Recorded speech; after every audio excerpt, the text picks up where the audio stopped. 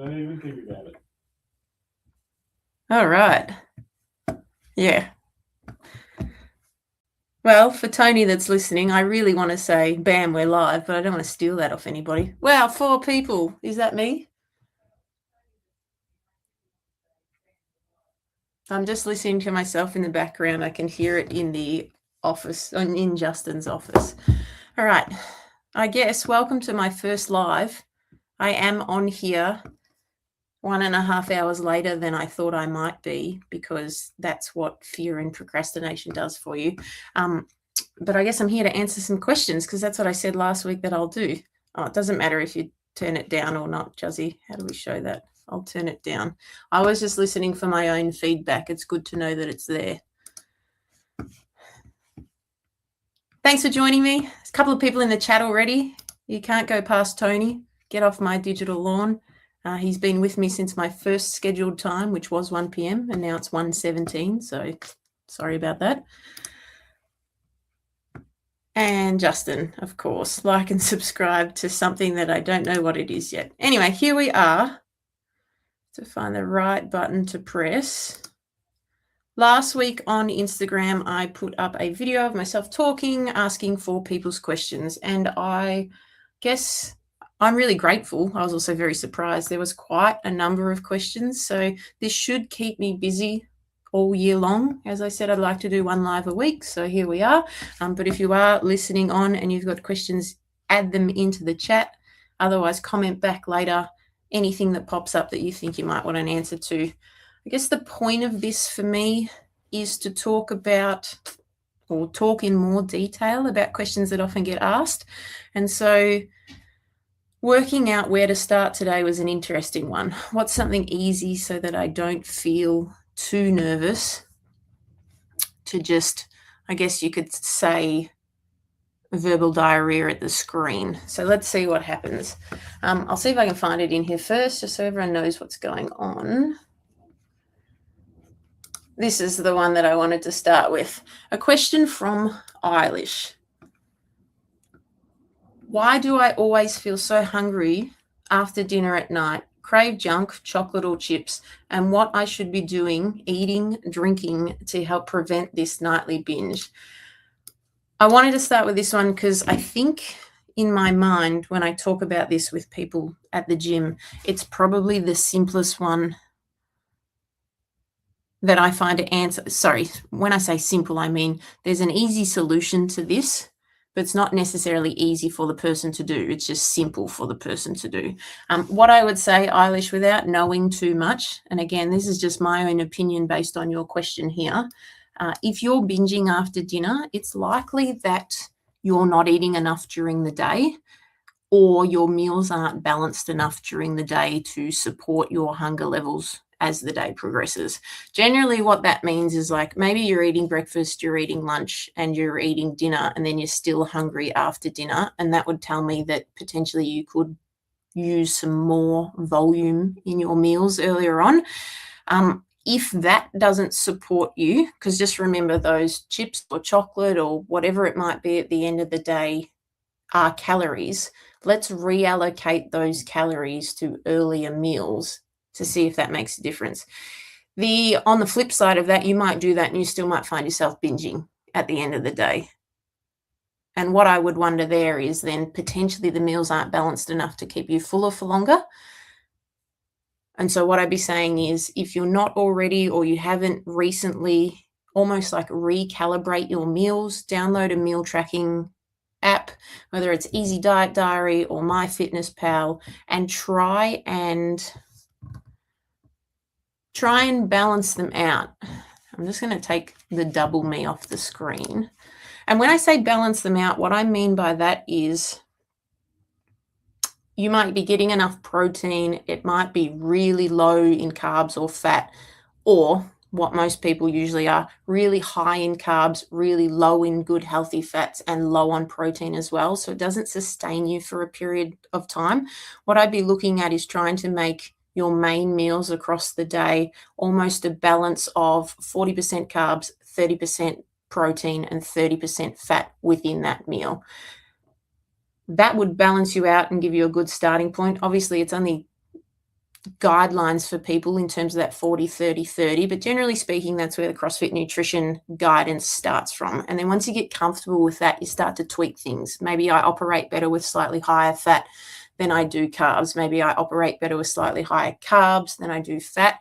But at the end of the day, have you hit protein across those meals? Have those meals been balanced? And then are you still craving food, those chocolates, those chips at the end of the day? So that'd be my first couple of thought processes for you in terms of if that's happening regularly, look at breakfast, lunch, and dinner, and how can we make small tweaks to that to fill you and make you feel fuller as the day progresses. Now, on the flip side of that, I know you've got 2 young kids, so maybe what's happening is you have breakfast and then you miss lunch, or you just snack on something that's available across the day, and then you get to dinner. And tends to be what might have happened is maybe it's 5 or 6 p.m. you're sitting down for dinner and you've only had 600 calories so far for the day. You eat your dinner, that's another 600 calories. You've hit 1200 for the day, and you're significantly low compared to what we'd want most people to be in terms of general guidance for calories for functioning day to day. If that's the case, then the focus would be more on, am I missing a main meal and can I add that in? So that'd be where I would start, especially in reference to that question there. I'm binging at the end of the day. All right, let's look at the rest of the day and see what might be causing that binge later on. Hopefully that helps. If you've got follow-up questions, comment, ask, whatever it might be. Tony's still in the comments for me. Thanks, Tony. I'm really pushing to get a 3rd workout in this year. Any advice? When you say this year, Tony, have you done 2 workouts so far? It's the 13th of Jan, or do you mean by the end of 2026, I would like to have done 3 workouts? Because the CrossFit Open is coming up. And with that in mind, let me share this tab and this tab. There's 2 days till registration opens. So if that's something that you're looking at doing, Tony, getting a 3rd workout in the year, maybe you can sign up to the Open this year. Registration opens on Thursday morning, and be a part of Friday Night Lights at CrossFit Dauntless. Come along and join in, sign up, and then that'll get you 3 Friday workouts. You can come and go to work or on call as you please. So the Open registration for the Open opens in 2 days. That's Thursday morning for us. And then the Open officially starts towards the end of February. Tony, if you don't like the idea of the Open, you can come around this afternoon, Justin says. Let's get one in before the Open. You can see where you're at for your own fitness prior to the Open starting. What else? I'm just switching tabs over. We're back here. As I said, there was a whole bunch of questions. I'm going to try and just not slowly. I'm not going to rush through too many of them because I don't want this to be too long. I want to be able to build my confidence over time, and these questions are going to help me do that. So if you would really, really, really like your question answered next week, let me know, and I can prioritize it. Otherwise, it can be a surprise every week for what comes up next. But I really wanted to answer Eilish's question there. Quite often, particularly people that have people at the gym that have younger kids tend to fall into the trap of maybe they get busy during the day. They don't eat breakfast, lunch. They just do breakfast or dinner and snack throughout the day, and they don't eat some good balanced meals throughout the day. And then they find themselves binge eating towards the end. So that's why I wanted to answer that one first. I do feel like I'm mumbling on a bit. So outside of that, probably what I'll jump back to, it is the start of 2026. We're having a discussion at CrossFit Dauntless this morning. There is a goals board at the gym, and it's always fun to see what people are deciding to do as their goals for 2026. And we were having a conversation about picking something, but making sure that it is measurable. So in terms of it being like, I'd like to do this, is it one of that thing? Is it many of that thing? Making them achievable came up. And I guess I would just push back a little bit and say, I don't think it matters so much if your goals don't feel achievable for you. They should definitely scare you. That means that it's something that you actually want to work towards, or at least I would assume so. But the process towards that is the bit that should be achievable. So even if you pick an outrageous goal, and let's say, for example, I commented this morning because I haven't really thought about my goals for 2026 yet. I'm waiting until after I have my surgeon consult next week to kind of decide what 2026 might look like for me. But if I was to pick one quickly, which I mentioned at the gym for the 9:30 class this morning, I currently have an 8-minute mile. So I wouldn't say that's very fast. It's certainly not slow though, but my goal might be to get my mile to a 7-minute mile. It might feel scary to do that because I'd have to run 15 seconds faster per 400.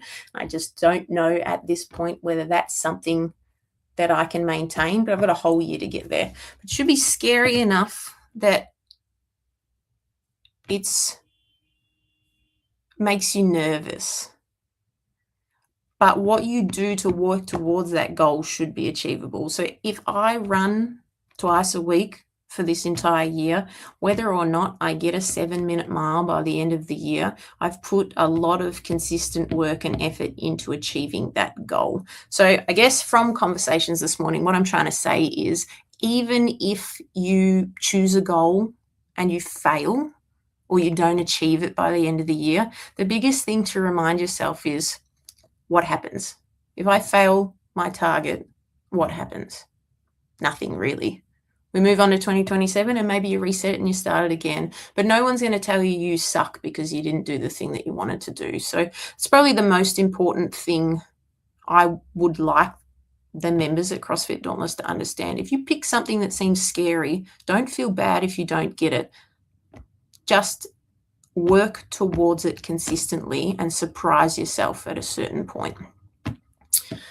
I think I'm going to wrap it up there, unless there's any questions that anyone wants to ask in the chat specifically. I'll save some questions for next week otherwise, and then the week after that and that. Tony clarified by the end of 2026 for his 3 workouts. So I definitely think Tony could knock that out by the end of or mid-March when the Open finishes. He could get 3 workouts in easily there by signing up to the 2026 CrossFit Open. Lucky camera straps. I struggle with setting fitness goals. It always seems like injuries from other activities get in the way. How can I set a goal that challenges me but doesn't rely on a perfect injury-free year? Well, pick something. If you get injured and it holds you back, readjust that goal based off current circumstances and then go from there. I would say that based off my own personal experience, sadly, injuries have a funny way of pushing you towards maybe the goal you should be working on or something that you avoid doing because it's a little bit harder or a little bit worse off for you. So I wouldn't look at it like a bad thing if an injury came in and pushed that current goal out of the road. I would probably just say to you, let's reassess, let's reset goals. Doesn't matter if you pick a new goal in April, if it's June, if it's September. Again, it's about the process you go towards achieving that goal. And if you get 6 weeks of consistent progress towards a goal and then an injury happens, you still got 6 more weeks of consistent progress than what you might have if you never set that goal. So I wouldn't hold off on setting goals just because you might be scared of injuries. Just see what happens. And just to wrap up, get off my digital lawn, which is Tony. He's saying it here. So this is he's putting it out there into the world. Tony entering the Open, sponsored by Lucky Straps. Tony, you know that Lucky Straps would sponsor you in the Open. You just need to turn up on a Friday afternoon, jump into a heat 3 weeks in a row, and you will be part of it. Lucky Straps says, locked in Tony. Watch this space. Thanks, everyone. I'm going to call it there.